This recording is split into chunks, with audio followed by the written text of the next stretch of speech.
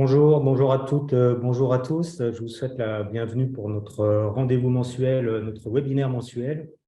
Aujourd'hui, nous vous proposons d'aborder la question de la place de l'arbre dans la ville avec un webinaire en partenariat avec la ville de Rennes. Et donc, on va parler du patrimoine arboré et construction en découvrant la charte de l'arbre élaborée par la ville de Rennes. Alors, avant de démarrer, quelques rappels sur les règles habituelles de fonctionnement de nos webinaires. Pour le bon confort de tous, vos micros sont coupés. Et donc, je vous invite à utiliser le chat pour poser vos questions aux intervenants tout au long de ce webinaire. Le webinaire est enregistré et donc vous pourrez le revisionner sur notre chaîne YouTube ou le partager à des personnes qui n'auraient pas pu être présentes et qui seraient intéressées par ce sujet. De la même manière, les supports de présentation seront mis en ligne sur notre site et vous pourrez les visionner, les télécharger à souhait à partir du début de la semaine prochaine. Alors, pour le programme de ce matin, nous avons donc deux intervenants que je vous présente. Marc Schwager, qui est chef du service maîtrise d'ouvrage à la direction des jardins et de la biodiversité de Rennes Métropole. Donc, Marc nous présentera la charte de l'arbre, en tout cas son origine et sa genèse. Et puis, nous passerons la parole à Héloïse Gaborio, qui est chargée de mission patrimoine arboré et végétalisation à Rennes Métropole également, qui nous détaillera le contenu de cette charte et pourra l'illustrer avec quelques exemples en construction et en rénovation. On fera une petite pause à mi-chemin après le contenu de la charte pour répondre aux premières questions si elles arrivent par l'intermédiaire du chat. Voilà. Et donc, nous conclurons nos échanges à 10 heures, comme à l'accoutumée. Voilà, je vous souhaite un très bon webinaire et je passe la parole à Marc et Héloïse. Vous pouvez du coup partager de votre côté le support. Hop. Alors, vous voyez bien mon écran? Ça fonctionne, oui. Parfait. Bonjour à toutes, bonjour à tous. Donc, merci à Rémi pour cette introduction. Donc, pour resituer un petit peu, pour qu'il n'y ait pas d'ambiguïté, on va bien vous parler de la charte de l'arbre de la ville de Rennes, même si dans l'introduction, vous avez vu que nous sommes un service mutualisé, donc nous sommes également en première ligne sur les aspects biodiversité à l'échelle de la métropole, mais là, on parle bien effectivement d'une démarche qui concerne pour le moment uniquement la ville de Rennes. Donc, moi, je vais vous parler un petit peu de la construction de cette charte, du processus qui a permis de l'élaborer. Et après, effectivement, on rentrera un peu dans le concret avec le contenu. Donc, cette première diapo, on va s'y attarder un petit peu parce qu'après, tout le reste va en découler de manière assez fluide et naturelle, vous allez voir. La charte de l'arbre de la ville de Rennes, c'est bien la ville au sens large, c'est-à-dire certes, dedans la municipalité et la collectivité y expriment une volonté, un engagement, mais c'est une charte qui se veut partenariale, engageante pour de multiples partenaires qui interviennent sur l'arbre en ville. Les arbres, il y en a partout. Il y en a sur l'espace public. Donc là, en tant que collectivité, ces arbres nous appartiennent, on peut intervenir dessus. Mais il y en a aussi énormément sur le patrimoine privé, avec de multiples intervenants, des multiples réglementations qui s'y appliquent, et donc de multiples manières de protéger, de préserver, de développer l'arbre en ville. En prérequis, bien entendu, cette charte elle a été faite considérant les multiples bienfaits de l'arbre en ville, ses impacts économiques, écologiques, sociétaux. Je ne reviens pas là-dessus, mais bien entendu, si vous voulez développer ces aspects-là, nous pourrons y venir. Donc, l'objectif de la charte de l'arbre, c'est bien d'augmenter le patrimoine arboré dans la ville de Rennes et l'intégrer pleinement dans les projets en suivant la logique éviter, réduire, compenser. C'est ce qu'il y a dans le premier point que vous voyez à l'écran, maintenir l'arbre et développer sa présence. La charte de l'arbre, elle a également été faite pour apaiser le débat, parce que voilà, le sujet de l'arbre dans notre ville est un sujet passionnant, mais aussi passionné, autour des interventions, des non-interventions que l'on peut faire, nous, en tant que gestionnaire public sur le patrimoine arboré ou que peuvent faire les propriétaires privés sur leur patrimoine arboré sur terrain privé. Et donc, l'idée, c'était aussi de partager sur la manière d'entretenir les arbres, comment est-ce qu'on peut prendre en compte les contraintes inhérentes au milieu urbain et les spécificités que ça occasionne pour leur gestion et leur cycle de vie. Donc, l'idée de la charte aussi, comme toute charte, c'est aussi de fédérer, je l'ai dit, un certain nombre d'acteurs autour d'engagements qui soient quantifiables pour progresser collectivement sur le sujet. Bien entendu, une charte a ses limites.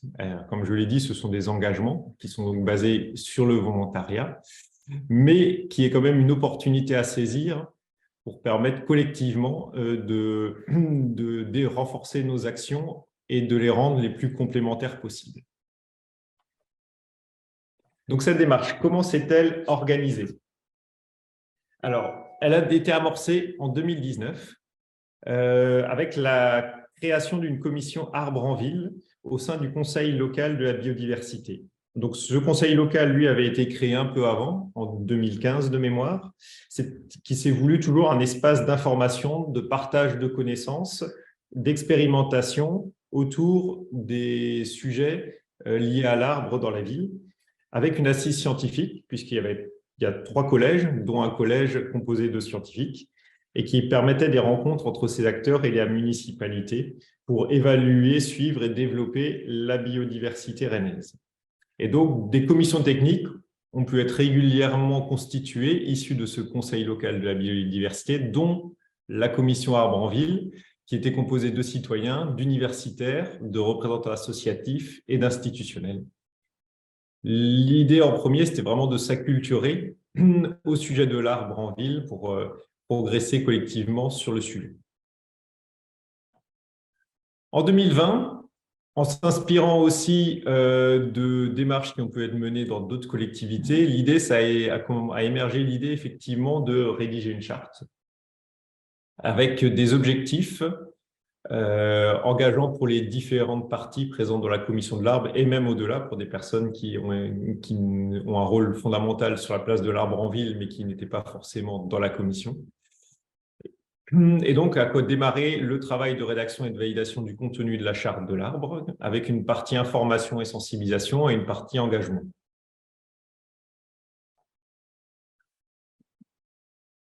En 2021, bien entendu, cette année, vous vous en souvenez, a été marquée, bien entendu, par le Covid, mais ça n'a pas empêché, effectivement, d'entrer dans une phase de concertation qui s'est faite donc majoritairement à distance.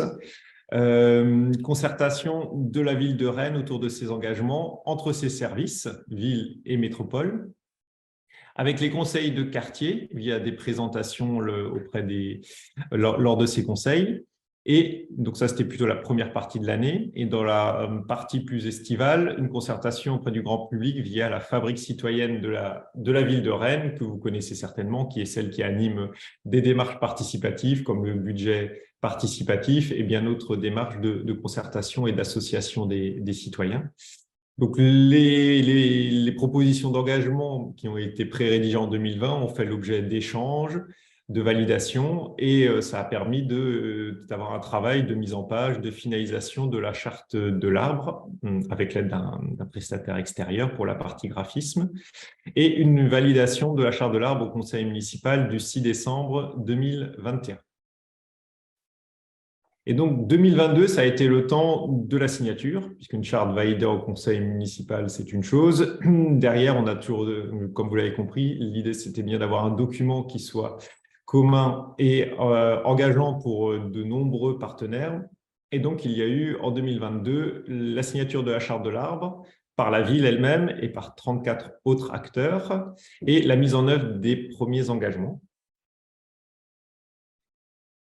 Donc, la charte de l'arbre a été signée lors de la journée de l'arbre du 2 mars 2022, journée symbolique puisque c'est là qu'ont été plantées des chênes sur la place de la mairie. Enfin, comme on végétalisait un petit peu la place de la mairie, c'était très attendu par de nombreux acteurs et la portée symbolique de ce geste a été notable. Et donc, à cette occasion-là, a été signée la charte de l'arbre par la ville et 28 de ses partenaires.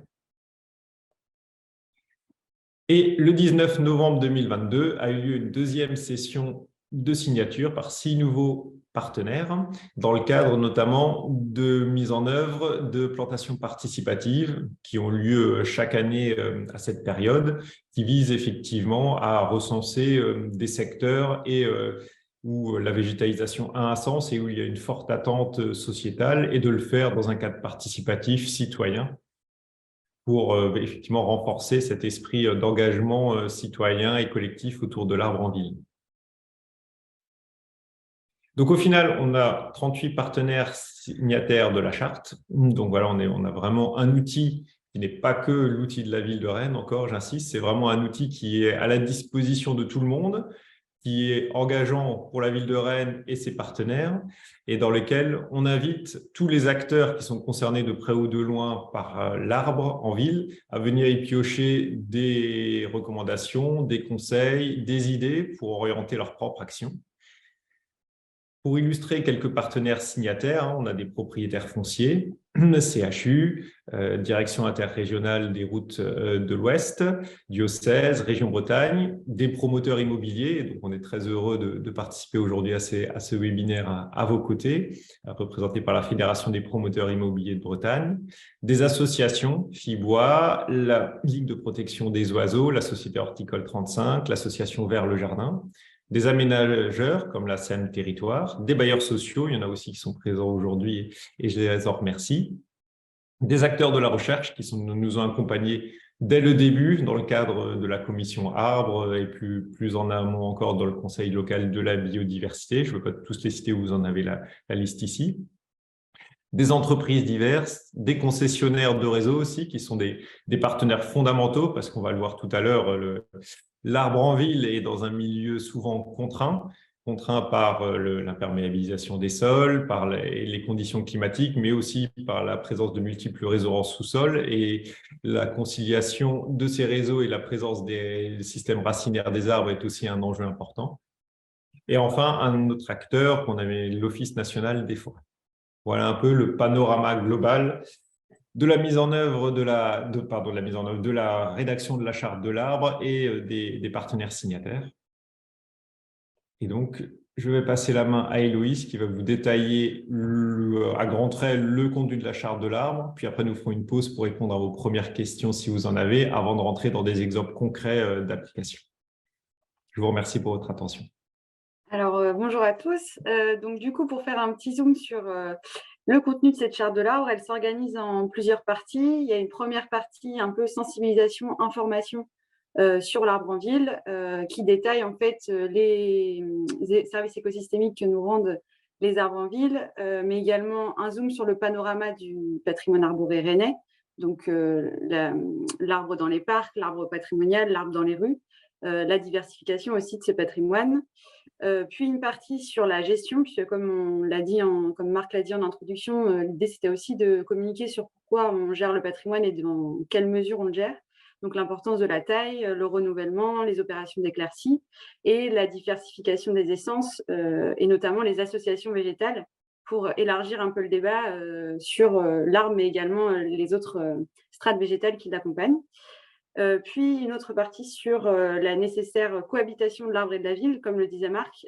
L'idée était de mettre en avant le fait que l'arbre est un être vivant qui a des besoins et qui est du coup contraint aussi par cette ville qui est plutôt un territoire hostile pour un arbre, mais cet arbre peut être aussi contraignant pour le milieu urbain et la fonctionnalité de la ville en elle-même. Et donc du coup, l'idée c'est de pouvoir faire accepter ce caractère vivant, comprendre son fonctionnement pour l'intégrer pleinement dans nos aménagements pour qu'il soit le plus pérenne possible. Et une dernière partie sur les acteurs qui interviennent sur les arbres, puisque comme l'a dit Marc encore une fois, il y a énormément d'acteurs qui travaillent autour de l'arbre, alors plus ou moins étroitement, mais disons que tous les acteurs de l'aménagement sont confrontés à un moment ou un autre à un arbre, et il y a aussi tous les autres propriétaires d'arbres, comme les grands propriétaires fonciers par exemple, qui du coup s'ajoutent à la ville de Rennes qui aussi est propriétaire de ces arbres, donc les acteurs privés et les acteurs publics, dans l'objectif de dialoguer pour arriver à un objectif commun de pérennisation du patrimoine à l'échelle de la ville de Rennes comme territoire. Donc ça, c'est la première partie. La deuxième partie, c'est donc les engagements de la ville de Rennes, puisque la ville de Rennes a pris 33 engagements en signant cette charte, qui se divisent en plusieurs thématiques. Une partie sensibilisation à la présence de l'arbre, une partie protection et valorisation du patrimoine, une partie plantation, une partie partenariat avec le monde de la recherche et le monde technologique au service de l'arbre, et une dernière partie sur le développement de typologies différenciées de plantation, toujours dans l'objectif de élargir et ne pas parler que de l'arbre, mais également des autres strates végétales. Donc ça, c'est la partie 2. Et puis, la partie 3, c'est la partie des engagements des partenaires. Donc, je vais revenir juste après. L'idée, en fait, de cette partie-là, c'était de formuler des engagements plutôt de travail sur la base d'objectifs à atteindre qui permettent à la fois de laisser des latitudes dans les actions à entreprendre par les partenaires, ne pas les freiner entièrement dans leurs actions, mais l'idée de ces engagements, c'est aussi d'inciter à l'innovation et de, pourquoi pas, remettre en cause aussi parfois des pratiques actuelles qui peuvent être améliorées au fil du temps. Donc là, vous avez quelques exemples à l'écran. Vous voyez que c'est des engagements assez généralistes. Donc pour les promoteurs immobiliers et les aménageurs, l'idée était de prendre en compte l'arbre de manière globale sur les projets, donc de la phase programme jusqu'à la phase travaux, de développer la canopée dans les aménagements qui sont créés en garantissant des conditions de plantation optimum, et puis de préserver les arbres durant toutes les étapes de chantier. Donc en fait, c'est un peu des engagements de bon sens quand on signe une charte de l'arbre, mais l'idée, c'est que derrière, des actions concrètes en découlent. Ensuite, pour la Fédération bretonne des travaux publics, là, l'idée était de pouvoir aussi sensibiliser les entreprises qui participent à cette fédération et de concevoir des modes de faire qui puissent concilier la présence de l'arbre et les travaux de voirie de la meilleure façon possible, et de préserver les arbres à proximité des interventions de ces entreprises. Et ensuite, le troisième exemple, c'est donc les entreprises ou les groupements d'entreprises. Pour ceux qui sont propriétaires fonciers ou non d'ailleurs, dans tous les cas, l'idée était de sensibiliser les entreprises du groupement, si c'est un groupement, de développer la canopée sur leur territoire s'ils sont propriétaires fonciers, de la même manière en garantissant des conditions de plantation optimum, mais également préserver les arbres existants durant toutes les étapes de l'aménagement s'ils sont propriétaires fonciers, mais également dans le cadre d'autres chantiers qu'ils peuvent mener. Et puis, un point sur la gestion aussi de ce patrimoine, si, encore une fois, elles sont propriétaires fonciers. Et de manière générale, l'idée de sensibiliser aussi les salariés à l'arbre par des actions concrètes, par exemple, et puis d'initier et de développer des actions en faveur de l'arbre sur le territoire rennais de manière globale. Donc voilà un peu quelques exemples d'engagement. Alors, avant de rentrer dans la mise en œuvre, peut-être qu'il y a quelques questions. Juste pour compléter le propos, cette charte de l'arbre, vous pouvez la trouver en ligne sur, bien entendu, le site internet de la collectivité. Donc, c'est un document qu'on a voulu le plus illustré possible, à l'aide de photos, de schémas, pour justement, voilà, ces engagements-là qui trouvent une traduction concrète, que cela parle aussi à des personnes qui ne sont pas familiers avec le milieu de l'arbre. Donc, vous avez la version complète. Il y a également une version résumée qui permet effectivement d'en prendre rapidement connaissance pour des personnes un peu éloignées du sujet, mais qui veulent déjà brosser les principaux enjeux liés à l'arbre en ville. Donc, bien entendu, avec la diffusion du diaporama, on y diffusera les liens pour que vous trouviez ces documents-là. Et donc, on est en train aussi de diffuser un premier rapport annuel suite à la première année de mise en œuvre de la charte, puisqu'elle a été signée maintenant il y a un peu plus d'un an, où on a cherché à capitaliser ce qui a déjà été mené, quels engagements ont déjà donné lieu à des actions concrètes de la part de la ville de Rennes, mais aussi de partenaires extérieurs. Donc, c'est aussi la raison de notre présence aussi, c'est vraiment d'être en lien régulièrement avec les partenaires signataires de la charte pour qu'on puisse partager, échanger sur la mise en œuvre d'actions concrètes qui rentrent dans le cadre de cette charte-là, évaluer ensemble si ça a été facile, si ça a été difficile de mettre en œuvre ces actions, si ça s'avère pertinent, non pertinent, quels sont les résultats derrière, pour qu'on puisse valoriser ce travail-là annuellement dans le cadre d'un bilan. Et puis après, bien entendu, comme toute charte, la faire évoluer si nécessaire dans les années à venir au regard des expérimentations menées. Je vois qu'on a une question, donc on peut peut-être vous la transmettre.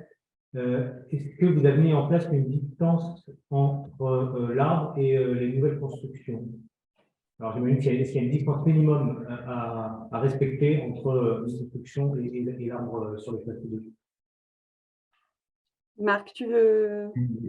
Vas-y, Héloïse. Je pense que ça fait l'objet d'illustrations d'ailleurs dans les exemples de mise en œuvre. Oui, oui, tout à fait. Bah, on va y revenir après, mais effectivement, il y a des prescriptions hein, de distance entre les façades et les arbres. Après, ces prescriptions sont minimales. L'idée, c'est d'aller au-delà. Donc, il me semble de mémoire que c'est 5 mètres.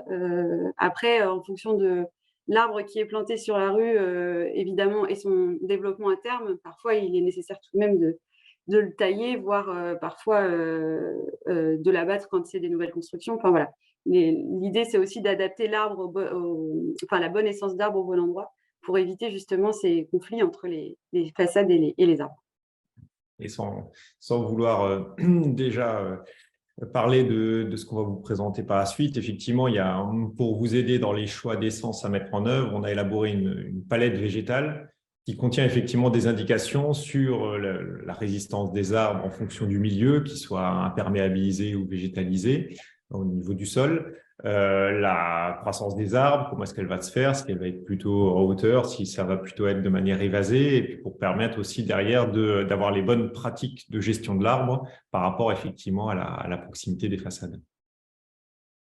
Alors peut-être une question complémentaire relative à la distance entre l'arbre et le bâti. Est-ce que dans la charte, il y a est-ce qu'on pris en compte les éléments de confort que peut apporter l'arbre?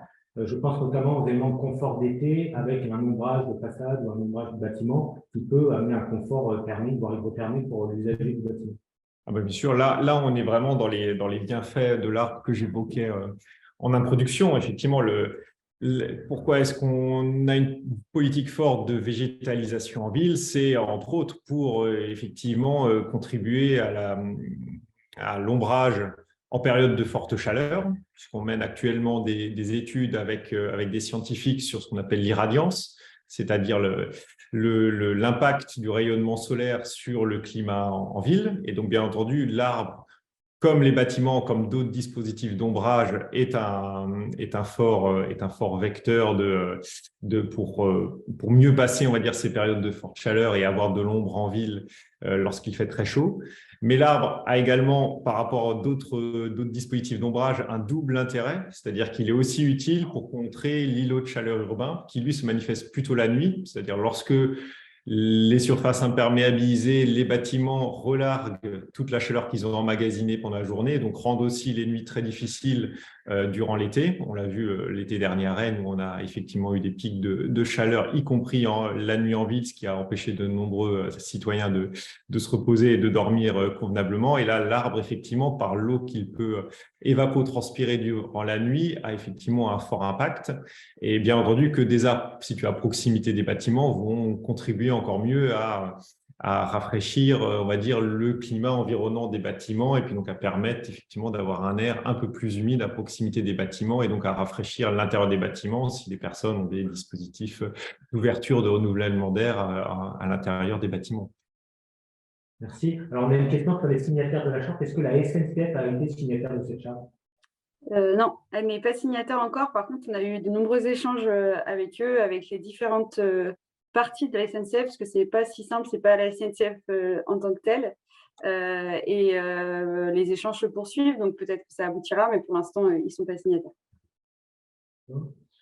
Une question qui concerne l'abattage d'un arbre. Quand un arbre doit être abattu, est-ce que la charte prévoit une mesure de compensation en replantant un arbre ailleurs ou sur une parcelle avoisinante? Alors là, je vous propose, on va aborder cette question dans la suite de la présentation. Ce sera très bien illustré parce que c'est effectivement un dispositif un peu complexe, en tout cas intéressant et qui vise vraiment à avoir une approche la plus objective et la plus équitable possible de cette question-là. Donc, on va vous l'illustrer dans les diapos qui viennent. Alors, je pense que vous apporterez également des éléments de réponse à la question qui arrive à l'instant. Est-ce qu'il y a des prescriptions de travaux que vous conseillez pour travailler à proximité des arbres? Donc là, je pense qu'on aura des éléments dans les exemples. Bien sûr, bien sûr. Alors, peut-être qu'on peut passer directement Directement à à la suite, voilà, de- ça trouvera une réponse. Et si la réponse n'apparaît pas satisfaisante pour les personnes qui ont posé cette question, qui n'hésitent pas en fin de webinaire à reformuler leurs questions s'ils n'ont pas trouvé d'éléments de réponse dans la suite de la présentation que va faire Héloïse. Ça marche. Donc, pour poursuivre, l'idée était de vous présenter quelques exemples de mise en œuvre de cette charte de l'arbre en relation avec la construction, parce que c'est un peu l'objet de l'échange. Donc, déjà, un des premiers engagements de la charte de l'arbre, c'était de pouvoir introduire dans la charte de construction et citoyenneté, qui est une autre charte portée par Rennes Métropole cette fois-ci, la mention de cette charte de l'arbre. Et en fait, la charte de construction et citoyenneté, elle émane de 2 ans de travail en co-construction avec les professionnels de l'aménagement et un panel de citoyens, un jury citoyen. Et donc, en fait, pour faire simple, cette charte, c'est un peu un guide de bonne pratique de dialogue dans l'élaboration des projets pour prendre en fait le plus possible en compte les attentes des Rennais dans les phases de concertation, notamment en matière de végétalisation. Et donc, dans ce cadre-là, l'engagement 10 de cette charte de l'arbre était d'adopter et d'appliquer la charte de l'arbre. Donc, finalement, les signataires de cette charte construction et citoyenneté ont signé indirectement cette charte de l'arbre. Donc, il y a 6 signataires dans la charte de construction et citoyenneté. Il y a du coup la ville de Rennes, il y a les promoteurs via la Fédération des promoteurs de Bretagne, il y a la Chambre des notaires d'Ille-et-Vilaine, l'Ordre des architectes de Bretagne, la Fédération française des bâtiments de France et l'Association régionale des organismes d'HLM de Bretagne. Voilà, donc disons que cet engagement de la charte de citoyenneté engage les signataires à adopter cette charte de l'arbre. Le deuxième exemple, c'est sur le barème de l'arbre. Donc là, peut-être que Marc, je te laisserai la parole à la fin pour parler des compensations par rapport à ça, si nécessaire.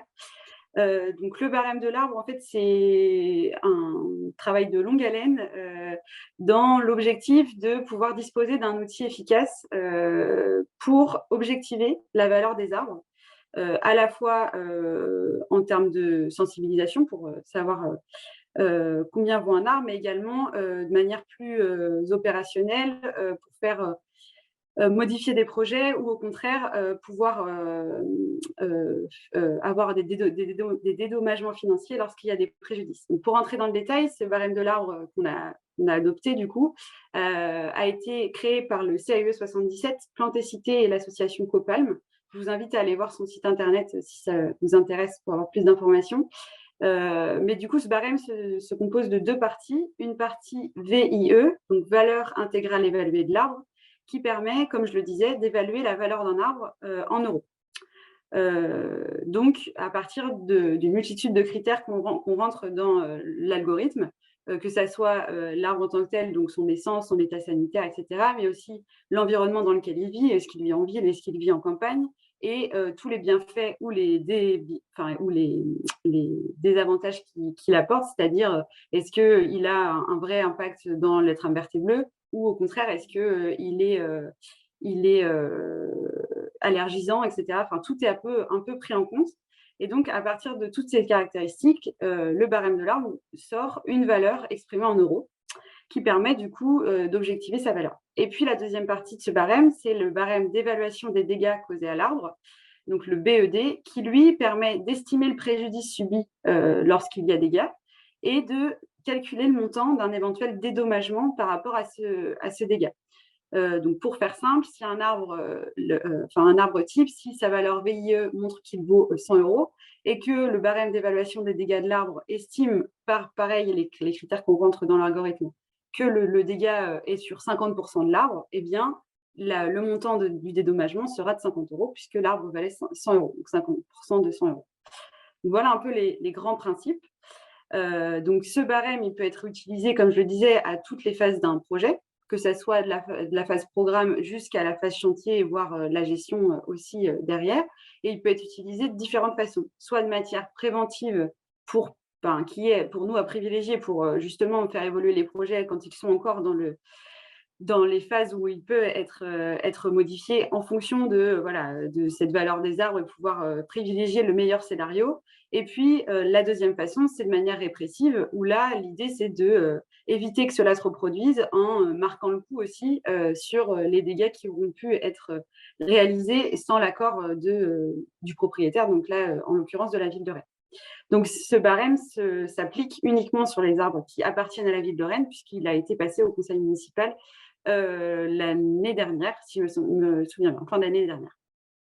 Donc, sur les espaces privés, pour le coup, le barème de l'arbre ne s'applique pas, ou en tout cas ne peut pas s'appliquer de manière répressive, puisqu'il n'y a pas eu de reconnaissance de ce barème. Donc, pour vous donner des exemples concrets, donc pour pour la première partie de prévention, l'idée là, c'est sur un exemple complètement fictif, de vous faire comprendre l'intérêt de ce barème. Donc là, par exemple, si on est sur un aménagement lambda avec une petite maison qui doit être détruite pour la construction d'un immeuble, qui est bordé de plusieurs arbres différents, donc des vieux chênes sur espace vert qui sont en bon état sanitaire, et puis un alignement vieillissant qui est contraint par son environnement et la route. Donc c'est très simpliste, hein, l'idée c'est vraiment d'illustrer avec du coup une entrée charretière qui passe entre deux arbres. Et donc les différents scénarios d'aménagement seraient dans le premier cas de réaliser un immeuble en hachuré à la place de la petite maison en gris plein. Et donc d'agrandir l'entrée charretière qui nécessiterait du coup de couper 3 arbres présents sur la parcelle. Et puis, le deuxième scénario, pour le coup, l'immeuble est plus grand, donc il faut, on imagine, plusieurs entrées charretières qui nécessitent de couper 5 arbres. Donc, jusqu'ici, on se disait que du coup, on allait, de manière intuitive, on privilégierait plutôt le scénario 1, puisqu'il nécessite de couper moins d'arbres que le scénario 2. Maintenant, si on fait rentrer en compte le barème de l'arbre permet d'objectiver leur valeur. Donc, si on estime que les gros chênes, les plus gros dessins, valent 10 valeurs fictives et que les petits valent plus que 2, eh bien, dans le premier cas, ça nécessite de couper 3 arbres, mais on est à une perte de valeur fictive de 14, alors que dans le scénario 2, ça nécessite de couper 5 arbres, mais la perte est moins grande puisqu'on abat des arbres qui sont en moins bon état sanitaire, qui ont une valeur moindre que les gros arbres en bon état sanitaire sur espace vert. Donc voilà, c'est juste pour vous illustrer un peu de manière théorique l'utilisation de ce barème, une des utilisations de ce barème. Et donc du coup, pour être un peu plus dans l'opérationnel et le terrain, là c'est un exemple, notamment sur, on parlait des retraits d'arbres de façade. En fait, là, l'alignement que vous voyez ici était présent depuis longtemps. Et donc, sur tout ce lot-là qu'on voit sur la carte, il y a eu un certain nombre d'aménagements, dont des constructions en limite de propriété, qui finalement alors ils ont respecté, donc c'est 3 mètres, pardon, j'ai dit 5, mais c'est 3. Ils ont bien respecté les limites.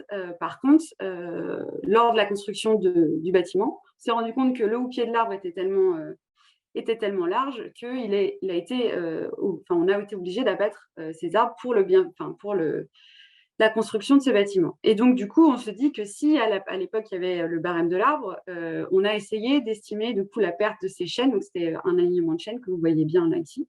La perte estimée de ces chênes, donc un chêne valait pour le barème de l'arbre 15 000 €, ce qui fait que si on estime la perte, on fait 7 fois 15 000 et on est à 106 000 € de préjudice par rapport à cet arbre. Donc, en fait, ça aurait pu permettre en phase AVP, ou en tout cas dans les premières phases de l'aménagement, d'objectiver et de se dire peut-être que si on recule le bâtiment, on perd finalement moins d'argent, avoir aussi un poids argent contre argent pour préserver ces arbres, ou en tout cas limiter l'impact que là, ça a eu sur cet aménagement.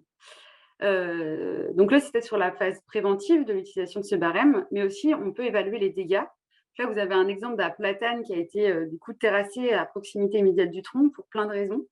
Et donc, on a fait l'exercice là pour aujourd'hui de calculer sa valeur vie. Donc, il est de 8 090 €. Et grâce à la deuxième partie du barème, donc le BED, le barème d'évaluation des dégâts, ça nous a permis d'estimer que l'impact que ça a eu sur cet arbre était de 68% de la valeur vie, donc VIE, qui, du coup, donne un préjudice financier de 6 113 € par rapport à cet aménagement. Et donc, ce qui est intéressant aussi dans le barème BED, c'est qu'il donne ce petit schéma à chaque fois, donc qui est spécifique à chacun des arbres, puisque les distances sont différentes selon l'arbre et l'aménagement. Et donc, on voit que, par exemple, pour ce platane, d'après le barème de l'arbre, la zone très sensible du système racinaire est de 4 mètres. Et puis ensuite, on passe dans une zone sensible qui s'étend jusqu'à 15,50 m de la base du tronc. Donc là, on est très, très loin de préserver ce système racinaire puisqu'on est à 1,50 m, voire moins d'1,50 m. Et donc, le barème nous dit que l'altération pour la tranchée qui est passée à proximité est de 50% dans la zone très sensible et 18% dans la zone sensible, ce qui nous donne ce tarif. Peut-être, Marc, tu veux prendre la parole sur l'utilisation de ce barème sur la compensation? Oui, bien sûr. Donc, cet outil-là, comme Héloïse l'a dit, hein, c'est avant tout un outil qu'on veut utiliser de manière préventive pour faire comprendre dans les différents projets d'aménagement quelle est la valeur réelle de l'arbre. Néanmoins, on sait que dans des projets, des fois, on ne peut pas éviter l'impact sur les arbres. Et donc, la question, c'est comment est-ce qu'on dimensionne la compensation à partir de cet outil-là.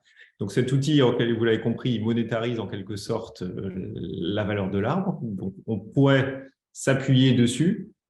Néanmoins, on sait qu'entre l'abattage d'un arbre qui a une forte valeur, parce que c'est un arbre déjà un peu âgé, qui rend de nombreux services qu'on a détaillés tout à l'heure en termes écologiques, en termes paysagers, et des jeunes arbres qu'on peut planter en compensation, on va avoir un différentiel de valeur assez important. Donc, effectivement, ça paraît compliqué en termes d'espace de dire, lorsqu'on abat un chêne déjà assez ancien qui vaut 100 et est-ce qu'on replante 10 ou 15 arbres qui valent moins de 10. Il faut avoir la place pour planter ces 10 ou 15 arbres, donc ce n'est pas toujours évident. Donc, on est en train de travailler en interne à nos services à une méthode un peu intermédiaire qui consistera à avoir quand même une compensation en termes de replantation d'arbres qui permettent de conserver un patrimoine arboré satisfaisant au sein de notre ville pour que ce patrimoine continue de rendre les services et les bienfaits qu'on attend de lui. On a détaillé tout à l'heure, mais en même temps d'avoir également une compensation financière qu'on déclencherait, nous, au niveau de la ville de Rennes, lorsqu'il y a atteinte sur notre patrimoine public. Hein. On est bien effectivement sur le patrimoine public. Lorsqu'il y a atteinte sur notre patrimoine, on demanderait quand même une compensation financière en faisant le delta entre la perte de valeur de ce qui a été abattu, la valeur ajoutée de ce qui a été replanté, et puis le delta ferait l'objet effectivement d'une demande d'indemnisation par la ville de Rennes auprès du pétitionnaire de travaux. On travaille un peu sur ce mécanisme-là. On est encore en train de le caler en termes juridiques, comment ça pourrait se mettre en place. Mais encore une fois, le but principal de ce barème de l'arbre, c'est vraiment que ce soit un outil préventif, pédagogique, qui permette d'orienter les projets de manière à minimiser l'impact, parce que nous, notre logique, c'est vraiment la séquence éviter, réduire, compenser, c'est vraiment de donner la priorité absolue à l'évitement. Sur le patrimoine privé, là, on est plutôt, là, effectivement, le barème de l'arbre ne s'applique pas. Donc là, on rentre dans le cadre des règles du PLUI. Donc, effectivement, on a une compensation de principe de 1 pour 1 sur toute la ville. Hein, c'est ce que dit le PLUI. Les arbres sont maintenus dans la mesure du possible avec un certain nombre de critères qui sont détaillés ou remplacés dans les projets. Voilà, sont maintenus ou remplacés. Et après, sur certains secteurs de la ville, je crois la zone UB1, UD1, un zonage spécifique, là, il y a des compensations un peu plus importantes parce qu'on est sur des quartiers où la composition paysagère nécessitait de prévoir un renouvellement en cas d'arbres abattus plus important. Donc voilà. Donc le PLUI, je vous l'apprends peut-être, va rentrer dans une phase de modification à partir de la fin d'année. Donc, ce n'est pas une révision générale, hein. On ne sait pas ce qui s'est passé en 2018-2019, mais c'est une modification, on va dire, d'ampleur. Hein. Ce sera la principale modification, je pense, de ce PLUI-là, avant d'entamer dans quelques années sa révision complète. Donc, voilà, il y aura peut-être des choses qui vont évoluer sur la place de l'arbre, mais pour l'instant, voilà, on en est… Les services en charge de cette question-là à la métropole en sont encore effectivement à déterminer les grands objectifs de la modification qui va s'enclencher. en vue de travailler sur les évolutions pour une enquête publique qui aurait lieu, une concertation et une enquête publique qui aurait lieu courant d'année 2024. Donc voilà, donc c'est un processus qui va s'étaler sur plusieurs mois, la révision du PLUI. Voilà un peu, donc il faut bien comprendre voilà, le distinguo entre les arbres sur le domaine public qui appartiennent à la ville de Rennes, l'application du barème de règles de compensation en tant qu'on impose nous en tant que propriétaire de l'arbre sur lequel il peut y avoir un impact, et après ce qui se passe sur le patrimoine privé où là on va plutôt être sur l'application de règles d'urbanisme via le PLUI. Voilà. Je précise aussi, parce que c'est vrai que on a bien conscience aussi qu'on est dans une période où on peut avoir des injonctions contradictoires entre différentes politiques publiques. On est là aujourd'hui à vous parler de végétalisation, que c'est extrêmement important pour tout un tas de raisons.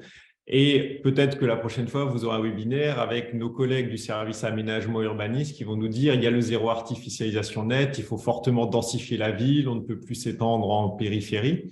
Et donc là, vous allez nous dire comment est-ce qu'on fait pour planter plus d'arbres et en même temps construire plus, donc imperméabiliser davantage les sols et donc avoir moins de place pour planter.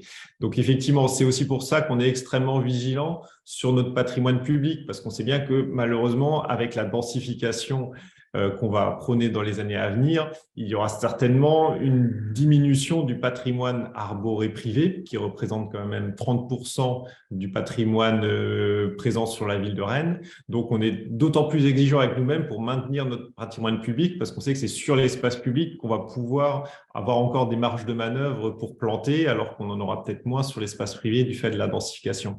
Donc, on cherche vraiment effectivement à avoir cet équilibre-là pour ne pas diminuer notre patrimoine arboré du fait de la densification en ville qui va encore s'accélérer dans les années à venir. D'où notre extrême vigilance sur les impacts potentiels sur le patrimoine public. Alors, peut-être une ou deux questions à ce stade. Oui, est-ce que le barème de l'arbre qui nous a été détaillé, là, il est opérationnel aujourd'hui? Puisque quelqu'un nous pose une question en faisant référence à un projet d'un beach volley à Charles-Géniaux où ce n'était a priori pas encore applicable. Aujourd'hui, ça l'est? Oui, alors le barème de l'arbre est applicable. Il a été validé en conseil municipal. Il est en place dans nos marchés publics. C'est-à-dire qu'il est, voilà, en cas il y a des pénalités dimensionnées sur la base du barème de l'arbre en cas de dégradation des arbres. Le mécanisme de compensation que je vous ai détaillé, lui, n'est pas encore en place. Il est encore en phase de finalisation. Et ce sera opposable au permis de construire? Oui, tout à fait. Tout à fait. Le but, c'est vraiment que dans le cadre des permis de construire, donc instruits donc, par nos collègues du service droit des sols, nous, au niveau de la direction des jardins, on analyse l'impact du projet présenté sur les arbres et qu'après, on se rapproche du pétitionnaire pour mettre en œuvre les modalités de compensation, si besoin en conventionnant avec lui, c'est-à-dire que le pétitionnaire de travaux, on lui proposerait un endroit sur lequel on compte planter et c'est lui qui financerait la replantation sur une emprise publique sur laquelle qu'on déterminera ensemble ou qu'on lui suggérerait. Et après, avoir aussi les modalités de pérennisation, d'entretien à long terme de ça, qui prend la charge de ça. Voilà, c'est des choses qu'on est en train de caler et qu'on va proposer dans les prochaines semaines. Je poursuis ou… OK, on peut passer à un autre. OK. Alors, je repasse du coup mes slides sur le barème. Et le dernier exemple qu'on voulait vous présenter, c'est la palette végétale. Donc, Marc en a un petit peu parlé en introduction. Donc, c'est une palette végétale sur les arbres d'accompagnement de voirie, donc les arbres les plus contraints en ville, qui, à l'origine, en fait, étaient conçus dans l'objectif de savoir quelles essences on pourrait planter pour à la fois être en cohérence avec le changement climatique et la résistance de ces essences à ce qui nous attend, donc de la sécheresse et un réchauffement global, et à la fois des essences qui peuvent convenir en milieu contraint comme un accompagnement de voirie, avec des caractéristiques qui sont compatibles avec leur milieu, c'est-à-dire éviter les bois cassants, les racines trop traçantes qui peuvent du coup abîmer le bitume en place, des formes aussi de houppiers qui soient compatibles avec la voirie qui doit, avec les gabarits routiers, etc. Sinon on est obligé de les tailler. Enfin voilà, essayer d'avoir des essences les plus adaptées possibles avec ce changement climatique. Donc, du coup, je détaille ensuite la méthode, mais en fait, cette palette, elle est également disponible sur le site de la ville. Hein, on vous mettra les liens. Elle se décline en 3 sous-palettes. Une palette d'essences à préconiser, où là, il s'agit vraiment d'essences qui ont des caractéristiques qui doivent permettre, théoriquement, de résister au changement climatique annoncé et qui, du coup, ne posent pas de problème majeur en termes de gestion par rapport à ce milieu qui est contraint, qui est l'accompagnement de voirie. La deuxième palette, c'est donc les essences à utiliser à bon escient qui sont du coup sélectionnées sur leur potentiel de résistance de la même manière. Donc, normalement, ils sont adaptés au changement climatique ou alors ils sont à réserver dans des zones particulières comme des zones à forte hygrométrie ou suffisamment vastes pour permettre leur développement. Et il peut aussi s'agir d'essences qui sont globalement très adaptées à la fois à la gestion d'alignement et au changement climatique, mais qui sont trop représentées sur la ville. Et donc, l'idée, c'est de limiter leur implantation dans l'objectif d'une diversité végétale. Et puis, la dernière palette, c'est donc la palette des essences à proscrire, où là, c'est des essences qui sont vouées à dépérir en raison du changement climatique, ou alors qui posent de très gros problèmes en termes de gestion lorsqu'elles sont plantées en alignement de voirie, de par leur port ou leurs caractéristiques. Et donc, du coup, pour la ville de Rennes, elles sont à proscrire. Donc, vous l'aurez compris, c'est une palette qui est spécifique à la ville de Rennes, mais qui n'est pas exhaustive, puisqu'il n'existe malheureusement pas d'arbre parfait pour l'avenir et pour s'adapter au changement climatique notamment. Donc là, on a essayé de faire une liste la plus exhaustive possible, mais évidemment, c'est juste un outil qui nous permet de guider nos actions. Et donc, cette palette, si je rentre dans le détail de l'élaboration, donc en fait, on l'a établie à partir d'essences présentes à Rennes, à Toulouse et à Bordeaux. Donc, on a repris en fait les palettes végétales des communes de Toulouse et de Bordeaux avec donc un certain nombre d'essences. Et pour chacune de ces essences, on a établi des critères de sélection. Donc, leur potentiel d'adaptation au changement climatique, donc avec des critères de résistance à la chaleur, à la sécheresse, des critères de résistance aux contraintes de voirie, comme je le disais, résistance à la vie en milieu minéral, avec peu d'espace, des résistances à la taille, et puis la présence observée sur Rennes, comme je le disais, dans un objectif de diversité. Donc, à partir de cette grande liste d'essences, on a fait ce travail et on a abouti à comme un scoring, en fait, avec des notes pour chacune des essences. Et donc, on a privilégié certaines essences. Et donc, cette première phase d'étude, elle a été réalisée en interne de la ville de Rennes avec les services techniques et leurs connaissances de terrain et aussi en s'appuyant sur la littérature. Et donc, une fois qu'on a eu ces premières palettes, on l'a soumis à un certain nombre de personnes comme l'ONF, des gestionnaires de patrimoine de collectivités comme les services techniques de Lyon, Orléans, Toulouse et Tours, le CAUE 77 et des pépiniéristes qui travaillent à l'échelle nationale, puisqu'il ne faut pas oublier que c'est les pépiniéristes qui nous fournissent. Et donc, l'idée, c'était de voir aussi ce qu'eux, ils peuvent produire et dans quelle mesure ils peuvent les produire et qu'est-ce qui leur semble cohérent ou non. Voilà. Et donc, ce que j'ai oublié de dire aussi, c'est que voilà, l'adaptation au changement climatique, c'est une vraie question et la sélection d'essences par rapport à ce changement climatique, c'est des vraies questions que beaucoup de personnes se posent, que ce soit des gestionnaires ou des pépiniéristes ou même d'autres structures. Et il y a plusieurs façons d'y répondre. Soit on mise du coup sur l'adaptation de nos essences locales, ou alors on introduit de nouvelles essences du Sud. Le parti pris qui a été pris dans cette palette végétale, c'est de miser un peu sur les deux tableaux au vu de l'incertitude du changement climatique de demain. Donc voilà, alors il y a des essences dedans qu'on ne connaît pas, disons, leur comportement à Rennes. Mais l'idée, c'est aussi de tester et de faire évoluer cette palette en fonction des tests un peu grandeur nature qu'on peut faire sur nos alignements de la ville de Rennes. Voilà, je crois que c'est tout. Ah oui, voilà. Et donc, on l'utilise de plusieurs façons, à la fois pour guider nos plans de plantation sur l'espace public, donc avec les plantations d'arbres qui sont réalisées en régie chaque année par nos collègues de la direction des jardins, mais aussi c'est un outil qui peut guider les plantations qui sont réalisées dans le cadre d'aménagement pour le compte de la ville de Rennes notamment. Mais il a aussi comme objectif de guider les plans de plantation sur l'espace privé, puisque comme l'a dit Marc, pour chacune des essences, on a essayé de déterminer alors un type de port que l'essence devrait avoir à terme, et puis sa résistance sur un milieu minéral pur ou sur espace vert, avec quelques caractéristiques qui permettent quand même d'utiliser cette palette sur d'autres types de plantations que de l'alignement, même si initialement elle a été prévue pour l'alignement. Et donc, ça peut guider les plans de plantation de l'espace privé, puisqu'elle est en ligne sur le site internet de Rennes Métropole. Donc, de la même manière, vous pourrez aller la consulter. Et puis, elle est annexée parfois aux avis qu'on donne sur les permis de construire pour donner des idées aux pétitionnaires sur quelle essence ils pourraient planter dans le cadre de l'aménagement.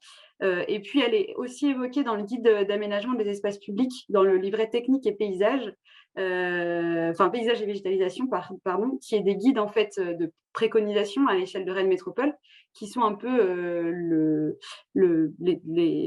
qui émettent les grands principes d'aménagement qu'on souhaite sur l'espace public à l'échelle de Rennes Métropole, et qui sont du coup repris dans nos marchés de travaux, etc. Et donc, à l'intérieur de ce guide, il y a bien la mention de cette palette végétale également. Voilà. Marc, peut-être tu veux rajouter quelque chose sur la palette végétale? Non, c'était extrêmement complet, je te remercie. Je vous propose quelques questions. Bien sûr, on a encore profitant des minutes pour répondre aux questions. Il nous reste 5 grosses minutes. Je reviens sur la signature de la charte. Est-ce que la liste des signataires, la liste exhaustive des signataires est accessible, disponible quelque part en ligne ou sur la charte? Elle est sur le support qu'on vous transmettra, puisque c'est le document que Marc vous a présenté. Et puis, le rapport annuel dont parlait Marc sera en ligne aussi sur le site de Rennes Métropole. Et à l'intérieur, il y a aussi la liste des signataires. Donc, vous l'aurez d'une manière ou d'une autre.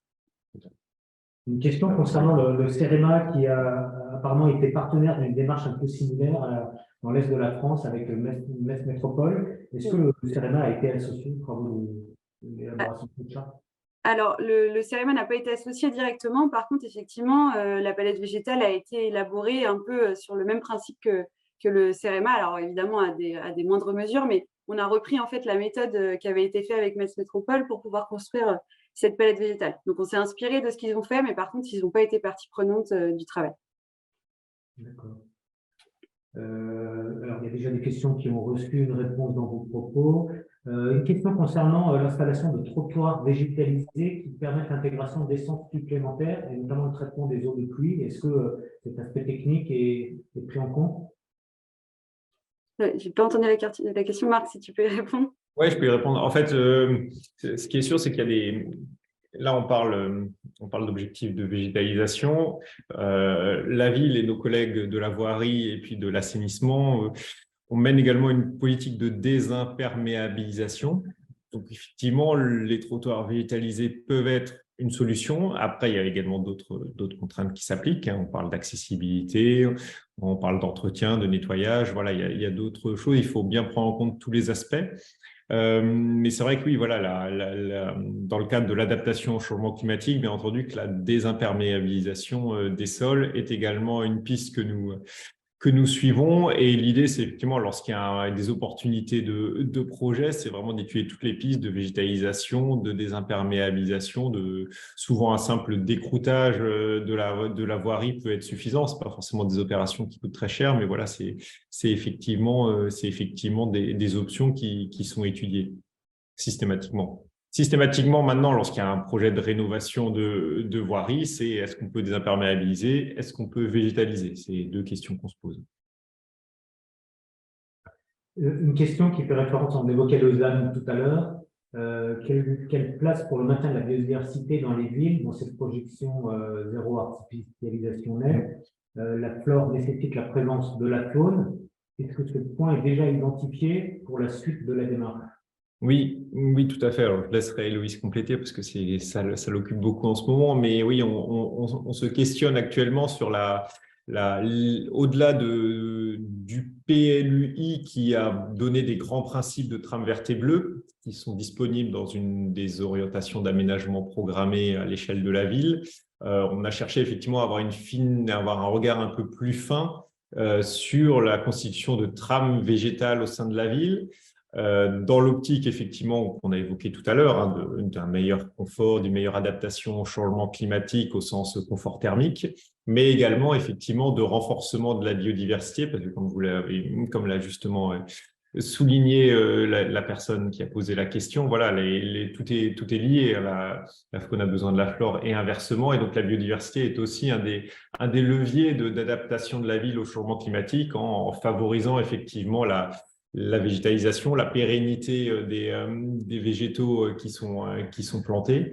Et donc, voilà, à travers l'identification de corridors végétaux en ville, ça oriente aussi et ça priorise nos actions. C'est-à-dire que c'est sur ces corridors-là qu'on va être encore plus vigilant lorsqu'il y a des opportunités de végétaliser. S'il y a des opérations d'aménagement qui se tiennent sur ces corridors-là, on sera encore plus présent et puis on aura encore plus d'arguments pour montrer l'intérêt de végétaliser. Voilà, on cherche aussi à avoir une stratégie globale à l'échelle de la ville, ne pas être que en opportunité de travaux, mais aussi être un peu proactif et à dire, voilà, il y a des secteurs où c'est particulièrement intéressant de végétaliser en croisant le critère trame végétale, le critère îlot de chaleur, irradiance qu'on a évoqué tout à l'heure, pour justement orienter nos actions, parce qu'on sait qu'on ne pourra pas, ou au moins les prioriser, là où il faut intervenir en premier, parce qu'on n'a pas des moyens illimités, on ne peut pas non plus intervenir partout tout de suite. Donc voilà, donc on a effectivement cette réflexion-là pour créer des corridors végétaux en ville,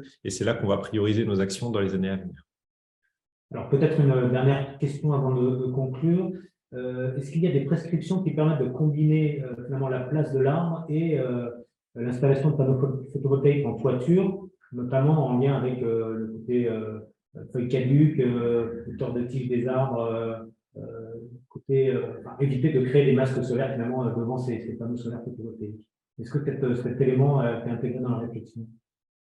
Je n'ai pas forcément ça en tête. On est très occupé sur le sujet des parkings, avec effectivement la cohabitation des ombrières photovoltaïques et les arbres sur les parkings, puisqu'il y a eu des récentes obligations réglementaires liées à la loi d'accélération de la production d'énergie renouvelable. Donc, on cherche à concilier les deux. Sur l'aspect bâtimentaire, effectivement, ce n'est pas un sujet qui a émergé, on va dire, dans le cadre de la charte de l'arbre, mais encore une fois, voilà, c'est par nos échanges et les retours d'expérience qu'on peut avoir qu'on peut faire émerger des nouveaux sujets à traiter dans le cadre du Conseil local de la biodiversité et de la commission arbre. Merci beaucoup. Donc, on arrive au terme de ce webinaire, il est 10 heures. Un grand merci à nos intervenants. Vous retrouverez évidemment tous les supports projetés et la captation vidéo, le lien vers la captation vidéo, les liens vers les documents, la charte et les documents associés qui ont été évoqués ce matin. Vous retrouverez tout ça sur le site web de Bâtilab et vous aurez un petit mail dans les prochains jours qui vous indiquera tous les liens pour retrouver ces éléments. Donc, un grand merci Marc et Héloïse pour avoir partagé avec nous ce matin les éléments de cette charte. Un dernier mot pour vous annoncer le sujet du prochain webinaire qui aura lieu le 22 juin prochain. On parlera d'extension et de surélévation de bâtiments avec des solutions constructives légères, notamment à base de bois. Et puis, en lien avec la thématique de ce matin, je vous annonce d'ores et déjà qu'on est en cours de préparation d'une journée technique donc, qui sera organisée par Bâtilab, mais en partenariat avec des spécialistes du sujet sur la biodiversité dans le bâtiment, l'intégration de la biodiversité dans le bâtiment. Voilà. Et, une dernière fois, merci à tous. Nous vous souhaitons une très bonne journée et rendez-vous le 22 juin pour notre prochain webinaire mensuel. Au revoir.